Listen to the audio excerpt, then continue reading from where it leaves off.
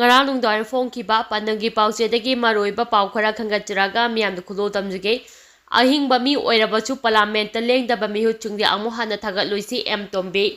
Manipur kansi hairabadi munna yengduna mihut khansi isagi kanaba khara phangbagi yengduna mihut khaloisi ahingba mi oirabachu parliament lengdaba mihut chungdi amu hana thagatloisi hana siba seba Manipur state ki president M Tombe na phongdokhre Babupurada leiba party asigi office da ngasi pangthokiba paugi mifam amada M Tombe na phongdokhibada state asigi hauji oireba fibam asida mikhal pangthokpa haibasi siba senagi oinadi apamba nate adubi Indian Constitution gi kangun matung inna election commission na mikhal pangthoknaba lakhol aliba khongthang asida siba senana su ikai khumnaduna saruk yagani Manipur da thokliba irang asik ngasi chu chapchana warosim puraktuna loisimba ngamdriba asida political gi angle kaya leibagi mami tare haibasi miyam punamakna khangnaribani leba asida prime minister Narendra Modi gi ahumla suba lenga amu hana soidana halakhi gani haibasi thajai state asibu sakhangladuna BJP lenga ni leptana pakhal agliba thabak thoram singbu singthaningai ni haike loinana Manipur kanchi hairabadi munna yengjuna mihut khanse isagi khudong chadagdaba khara khak yengjuna mihut khaloisi ahing mami oirabasu Manipur gi matangda parliament wafam ama phawa kangthoktaba mihut chingdi amu hana thagaloisi lakadariba Lok Sabha mikhalda kathokpaga loinana lebak miyam nungsiba mirep sing soidana yaurakani makhui adubu mihut oina khanchi hainasu mahakna makhatana phongdokhi state asigi ngagi chathok yamdavana chaba konade hairibasi arambani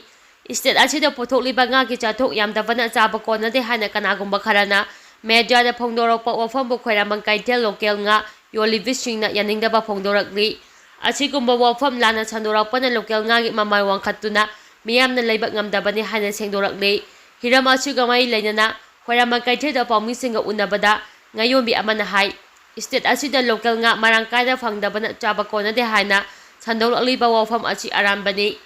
state asida hauji local nga marangkaida phangli adubu local nga gi maman hengale haiduna aramba wafam kaya leptana chandorakpana nga phanggi mapusingna su nga gi maman hengalapani masina maram oiraga ngayombi singna su famdagi nga leiba ngamdabada natana nga yombada awaba oire hiram asida leingana ahemba miyeng changduna sathok marangkaida pothoknaba honabiyu haiba wafam thamladana ngayombi asina mapandagi unyomduna pusilakpa ngana mamal hongbana maram oiraga local nga leidabani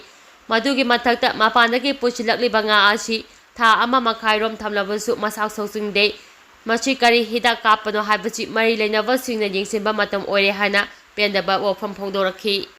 Sija hospital da miyoi chama mai pakda kidney transfer tawba ngamkibagi nungaiba phongdokhre Sija Hospital and Research Institute na miyoi chama mai pakna kidney transfer tawkhibagi harok tayamba phongdokpagi tawra ama hospital asida ngasi pangthokre hospital asida mai pakna kidney transfer tawkhiba miyoi sing yauna pangthokpa tharom aduda Sija kidney care na kidney gi layeng chathaba matamda makhal kya gi kana bapigadaba health card amachu hospital asigi MD Dr. KS Palina hodokhi thoromga mai lainana Dr. Palina phongdokhibada Manipur da ahamba oina Sija hospital da komja lising aniga supna tarataruk tagi kidney transfer tawa hokhibadagi ngasi phawba miyoi chamaga supna mapan sure haiba masing asi COVID-19 pandemic amasung kangluk irang asi lemdaba tarabadi amendment asi ngangna phanglambasu yabani loidana kidney ki patient singna similong gi lamda thengnariba awaba kaya asigi yenglaga hospital asina kari karamba ahemba mating pangba yabage habadu athuba matamda yengsilagani haiki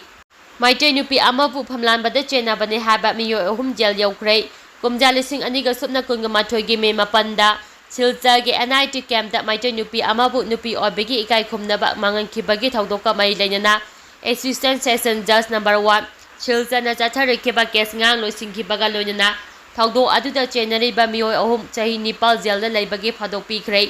hiram achiga mai leinana World Meitei Council WMC gi general secretary Yembam Arun Meitei na thadoropa choro amada WMC amasuk nungina puna sengkiba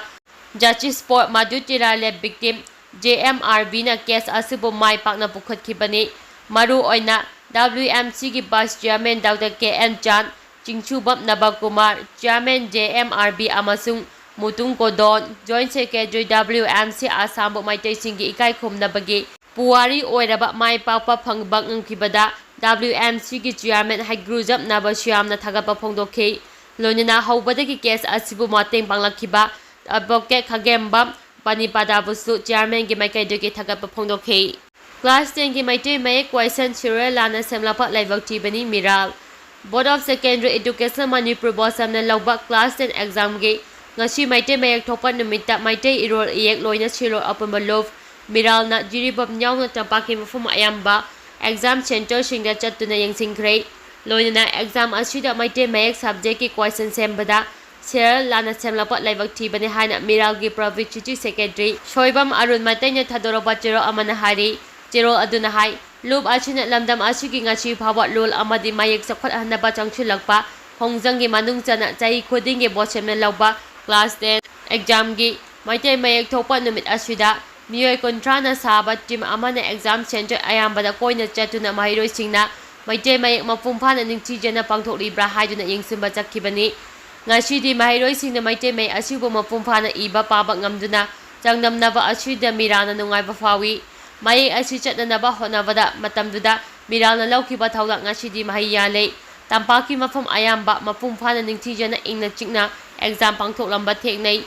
exam asibu siliba bosema amadi mating pangliba mahidol lupsing amasung lamdam chigi miyambu miralgi maikaidagi thagapa phongdoragli matung tarakpada exam singdasu ingna chikna asoi angam yauguna mapumphana pangthopa ngamba oirasunu hairi zero asina makha taraduna ngasigi exam asida question ge sel yamna lana semlapa haibasi Meitei Mayek fajana haitabani haina lawi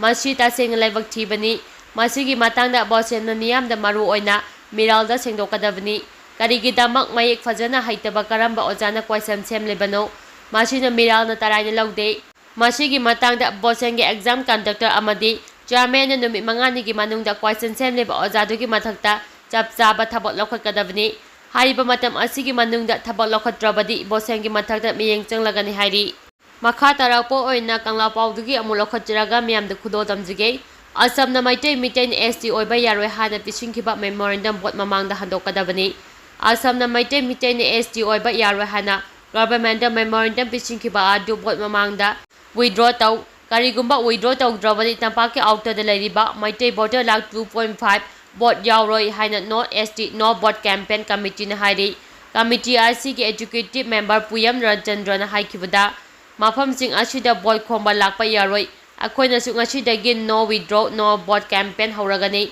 outer MP jet leiriba Meitei singna ngasidagi section phirap lauminarasi Asamna Manipur ki governor da pisinkhi memorandum adu Handok tripa fawba kaksing amadi Thawal district ki mafam da leiriba outer ki voter sing vote thadaroi amadi mikhal ga mai leinaba thabak thorom amata da yauroi loinana election ga mai leinaba thabak thorom amata da su tawiganu sei 12 hena Meitei meetei na Indian ki constitution ki makhada SC list chadalo haina ngasi phawba taknaduna lakli demand asi indigenous people amana phambam thopa hak adu government tanjavani Masida indigenous people ni aikoi ichin inaw ne haina lejariba Manipur da khundariba nagasing na Meitei meetei na ST oiba yaroi haina yeliba si maram jade Manipur da khundariba nagasing asi indigenous na tabra karigi indigenous amana masagi right tanbada indigenous amana yefam thokpra haina hangki Chore khambam resmi taramna oklagani Ipak film production Manipur na sinduna hayeng nungthil pung 2:30 tabada Kaisampal junction da leiba Ima Branket Hall na Grand Finance Award 2024 da Best Actor Female Non-East Phanglakrabit lamdam asigi saknaidabi film actress Resmi Chorai Khambambu harau tayam na opagi thorom pangthoklagani taram na opagi thorom asida film kolap Manipur gi hana gi chairman S Mongol Zauna athoiba mingthunglen Ipak film Manipur gi advisor su oiriba Charity Academy Award Moirang Tem Rajena thorom mapu amadi World Expression Future ki President Thoksom Asok Kumar na akhanaba mingthunglen oina saruk yaragani hana Ipak film production Manipur ki secretary Rakesh Naureng ki tiro admana hairi